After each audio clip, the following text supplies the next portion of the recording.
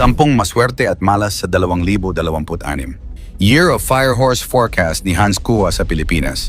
Sa video na ito, tatalakayin natin ang 10 key points sa taong 2026, Year of the Fire Horse ayon kay Master Hans Kua. Pero bago tayo magsimula, isang paalala, hindi tayo dapat umasa o magbase ng buhay sa astrology o feng shui. Ang tunay na patnubay, proteksyon at tagumpay ay nagmumula lamang sa Diyos, sa panalangin at sa tamang aksyon araw-araw. Ang forecast na ito ay base sa Chinese astrology at feng shui. Hindi ito magic. Ang tunay na tagumpay ay galing sa Diyos, panalangin at tamang aksyon araw-araw. Kaya simulan na natin. Pang-10, 2026, the Year of Fire Horse. Ang taong 2025 ay Year of the Snake, isang taon na parang shedding ng balat ng ahas. Dito daw natin naiwaksi ang mga lumang habits at marami sa atin ang hindi natupad ang mga New Year's resolutions. Catamaran, delayed goals, at paikot-ikot na galaw ang namayani sa nakaraang taon. Ngunit ang taong 2026 ay Fire Horse. Ang Fire Horse naman daw ay mabilis, mainit at impulsive. Doble ang fire energy at doble ang yang. Mabilis kumilos, mabilis magalit, mabilis magdesisyon at mabilis ding magbago ng isip. Payo, huwag daw maging tamad o mabagal sa taong 2026. Kailangan nating kumilos ng mabilis, may disiplina at may tamang planong sinusunod. Ang tagumpay ay para sa mga handang kumilos, hindi sa mga nag-aantay lang. Pang-siyam, fire energy at klima, malakas daw ang fire element sa taong 2026. Ibig sabihin daw mataas ang passion, desire at emosyon sa ating paligid. Ang mga tao ay mas mabilis uminit ang ulo at mabilis ding umikot ang mga pangyayari sa buhay. Ngunit may kulang sa chart ng taong 2026. Ang water element na sa feng shui ay konektado daw sa pera at cash flow. Resulta, maraming oportunidad daw at galaw, ngunit mahirap pumasok ang pera. Lahat ng negosyo ay magiging competitive at kailangan ng extra effort para mapanatili ang kita. Payo, kontrolin daw ang emosyon at planuhin ang mga desisyon ng maingat. Huwag padalos-dalos. Pang-8, love life challenges. Dahil sa sobrang lakas daw ng fire energy, mataas ang emotional na intensity sa relasyon. Maraming third party, biglaang hiwalayan, at impulsive na desisyon ang maaaring mangyari. Ngunit ang magandang balita daw ay magandang taon para magkaanak, lalo na kung compatible ang zodiac ng magulang.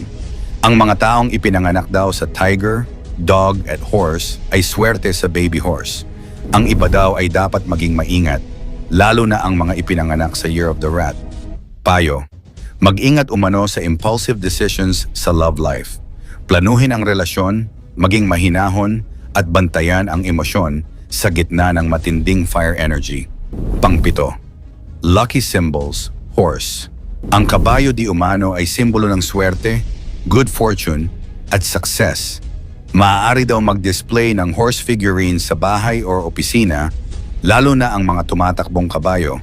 Sa Chinese saying, Madao Chenggong, ibig sabihin daw nila, dumating ang kabayo, dumating ang tagumpay. Payo, gamitin daw ang kabayo bilang inspirasyon, hindi bilang magic. Paalala lang ito sa ating isip na kumilos ng may disiplina at focus. Pang-6, wealth and lucky colors. Dahil daw kulang ang water element sa 2026, mahina ang cash flow. Mahirap daw mag-ipon at ang mga negosyo ay magiging competitive. Lucky colors daw ay blue at violet dahil ito ay water element na nakakatulong sa prosperity at balances sa pera. Payo, maging proactive sa trabaho at negosyo, planuhin daw ang finances ng maayos, at gamitin ang mga kulay bilang inspirasyon para sa positive mindset. Pang-5, health forecast. Mataas daw ang risk sa blood pressure, cholesterol, heart attack, stroke, at iba pang cardiovascular issues. Kailangan bantayan din ang respiratory health tulad ng ubo at sipon. Kasabay nito, lalakas daw ang beauty and wellness industry. Stem cells, beauty clinics, machines at products ay patuloy na sisikat. Payo, alagaan daw ang katawan, magpahinga, at bantayan ang kalusugan. Ang pagpapahalaga sa katawan ay pundasyon para magawa ang lahat ng plano sa buhay. Pang-4, Career at business. Social media-related careers daw ang pinaka-successful sa taong 2026. Content creation, vlogging, online selling, at iba pang collaborative projects ay magiging trending. Sa negosyo daw, lahat ay competitive. Kailangan maging proactive at mas mabilis sa kalaban. Execute first, plan later. Pero huwag kalimutan ang tamang diskarte at continuous learning. Payo, mag-collaborate, mag-share ng kaalaman, at huwag solo flight. Ang teamwork at tamang aksyon ay susi sa tagumpay. Pangatlo, zodiac allies at conflicts. May mga best friends at conflicts daw sa zodiac. Ang horse ay may best friends na goat, sheep, tiger, dog at dragon. Ito daw ang mga may opportunities sa 2026. Samantalang rat, rooster at horse daw mismo ay may pressure o challenges. Payo, gamitin daw ang insight sa zodiac bilang gabay sa pag-navigate sa opportunities at challenges. Hindi ito dapat batayan ng desisyon, kundi paalala para maging maingat at strategic. Pangalawa, bad year kahit year mo. Kapag year mo daw ang horse, ikaw ang spotlight ng Tai Sui o year god. Parang boss na laging nakatingin sa'yo. Lahat ng mali ay napapansin, kaya maraming pressure at stress. Kailangan daw ng Tai Sui cure at tamang posisyon sa bahay o opisina, iwas daw sa south direction. Payo, maging maingat daw sa desisyon, huwag padalos-dalos at alagaan ang kapaligiran para magkaroon ng suporta sa mga plano. At ang ating number 1, ang 2026 ay mabilis, mainit, at competitive. Hindi daw ito taon para sa tamad, mabagal o padalos-dalos. Payo, kailangan daw ng faith, disiplina, tamang aksyon at control sa emosyon. Ang tunay na swerte ay hindi nakabase sa zodiac o feng shui, kundi sa tamang desisyon, sipag at pananalig sa Diyos. Uulitin ko, huwag tayong maniwala sa feng shui, horoscope at kung ano-anong pampaswerte. Kahit anong forecast, zodiac sign, or lucky charm ang makita natin sa 2026, ang tunay na patnubay ay mula sa Diyos. Panalangin, tamang aksyon at disiplina ang magdadala ng tagumpay, proteksyon at kaligayahan. Kaya sa pagpasok ng 2026, huwag tayo umasa sa feng shui or astrology. Gawin natin ang tama, kumilos ng maayos, at magtiwala sa plano ng Diyos. Anong mga plano mo sa 2026? I-comment sa ibaba ang nakakatakot na prediction ni Perez Hindi sa Luzon at Manila sa Pilipinas. Disyembre hanggang Pebrero, maraming hula at babala ang lumalabas tungkol sa susunod na taon at isa sa mga nagbigay babala ay si Perez Hindi. Ayon sa kanyang paningin, may ilang panganib na posibleng mangyari sa Luzon at Maynila mula Disyembre hanggang Pebrero, partikular ang sunog sa mga gusali at palengke. Bago natin simulan, isang paalala.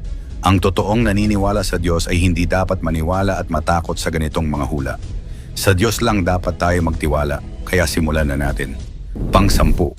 Babala sa Hilagang Luzon. Ayon daw sa paningin ni Perez Hindi, tinutukan niya ang hilagang bahagi ng Luzon bilang isang kritikal na rehiyon. Nakita niya sa espiritual na kalagayan ng lugar ang posibilidad ng sunog sa mga gusali. Ang kanyang pananaw ay nagpakita ng matinding pangangailangan para sa maingat na pag-iikot at alerto sa mga lungsod at bayan sa Hilaga. Sabi niya, 3 buwan ang pinaka-critical na panahon para sa Hilagang Luzon, kung saan maaaring magkaroon ng sunog at iba pang aksidente. Pang-9, ang babala sa Maynila. Dahil ang Maynila ay bahagi ng Luzon, anumang panganib sa Luzon ay maaaring makaapekto rin sa kabiserang lungsod. Nakita daw ni Perez Hindi ang posibilidad ng sunog sa ilang gusali at establishmento sa Maynila. Binanggit niya na dapat maging alerto ang mga residente, lalo na sa mga lugar na maraming tao at gusali. Sa kanyang paningin, ang mga nasusunog na lugar ay hindi lamang aksidente, kundi may posibilidad na planado ng tao sa ilang pagkakataon. Pang-8, 3 buwan ang critical na panahon. Tinukoy daw ni Perez Hindi na ang pinakamahina o pinakadelikadong panahon ay magsisimula sa Disyembre 21, tatagal sa buong Enero at tatapos sa katapusan ng Pebrero. Sa loob ng 3 buwang ito, maraming pangyayari ang maaaring maging sanhi ng sunog o aksidente sa iba't ibang lugar sa Luzon, lalo na sa mga lungsod na masikip at maraming gusali. Binanggit din niya na ang mga palengke at negosyo ay maaaring maging sentro ng panganib. Pang-7, babala sa mga negosyo at palengke. Isa daw sa pinakamalakas na babala ni Perez Hindi ay para sa mga negosyante at may-ari ng tindahan. Nakita niya sa espiritual na kalagayan ng mga lugar na may ilang sunog na maaaring planado, hindi lamang aksidente. Binanggit niya na ang mga tindahan at palengke ay maaaring pagsimulan ng mga insidente ng sunog, kaya mahalaga ang pagiging alerto at pagsasaayos ng kaligtasan. Binanggit din niya na may ilang tao na sadyang nagpaplano ng sunog sa mga palengke, kaya dapat bantayan ang mga establishmento at maging mapagmatsyag sa mga hindi karaniwang kilos o galaw sa paligid. Pang-6, paalala sa mga autoridad at firefighters. Bukod sa mga karaniwang residente, binanggit ni Perez Hindi na ang mga autoridad at firefighters sa Luzon ay dapat maging handa. Ayon sa kanya, mahalaga na may maayos na plano sa kaligtasan, mabilis na aksyon sa oras ng emerhensya, at coordination sa pagitan ng mga ahensya. Ang babala daw na ito ay naglalayong tiyakin na ang anumang panganib sa sunog ay maiiwasan o agad na malulutas bago ito lumala. Pang-5, babala sa mga palengke at market fires. Isa pang mahalagang babala ni Perez Hindi ay tungkol daw sa mga palengke at merkado.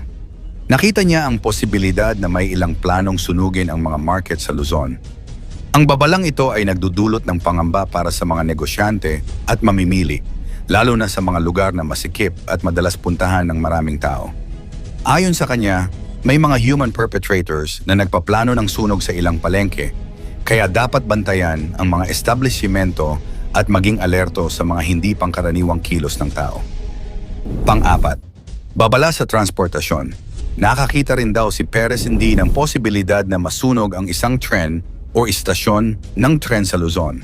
Binanggit niya na kahit may mga tao na maaaring mag-isip na biro lamang ito, seryoso ang kanyang paningin sa aspetong ito. Ang babalang ito ay nagpapakita ng pangangailangan ng masusing pagbabantay sa pampublikong transportasyon at mga pasilidad na ginagamit ng maraming tao araw-araw. Pang-8, posibleng tensyon o digmaan. Binanggit din ni Perez Hindi ang posibilidad ng tensyon o sigalot sa pagitan ng Pilipinas, China at Japan. Ayon daw sa kanyang paningin, may mga bagay na maaaring magdulot ng conflict sa hinaharap. Kaya mahalaga na maging mapagmatsyag ang bansa sa pakikitungo sa ibang bansa. Ang kanyang babala ay naglalayong ipakita na dapat bantayan ang posibleng issue sa relasyon ng Pilipinas sa China at Japan. Binanggit niya na hindi dapat basta-basta magtiwala sa gobyerno ng China kahit na may ilang tulong na ibinibigay dahil ayon sa kanya, ang tunay na interes ay maaaring naiiba. Pangalawa, pagpapala sa pagbubukas ng negosyo at kabuhayan. Bagamat may mga panganib, sinabi rin daw ni Perez Hindi na may mga biyaya at oportunidad na darating sa bansa. Ayon sa kanya, makakakita ang Pilipinas ng bagong pagkakataon sa negosyo mula 2026 hanggang 2030, kabilang ang pagtuklas ng mga mineral at natural resources. May potensyal na lumago ang kabuhayan ng mga mamamayan, lalo na kung gagamitin ng maayos ang mga biyayang ito. Ang babalang ito ay naglalaman ng positibong mensahe. May pagkakataon para sa progreso at pag-unlad ng ekonomiya sa kabila ng mga posibleng panganib. Binanggit niya rin ang presensya ng dark spirits o di kanais-nais na espiritu na kumakalaban sa negosyo ng bansa. At ang ating number 1, babala at paalala. Ang pinaka-importante di umano sa mensahe ni Perez Hindi ay ang posibilidad ng sunog at panganib sa Luzon at Maynila mula Disyembre hanggang Pebrero. Binanggit niya ang panganib sa palengke, negosyo, establishmento, sa transportation. May ilang insidente na maaaring planado ng tao kaya mahalaga ang pagiging alerto sa paligid. Ang mga prediction ni Perez Hindi ay naglalaman ng mga babala, pero huwag tayong maniwala sa mga hula, sa Diyos lamang tayo magtiwala. I-type ang amen kung sa Diyos ka lang sumasampalataya. Paki-like ang ating video, i-share mo rin sa iba. Salamat at God bless.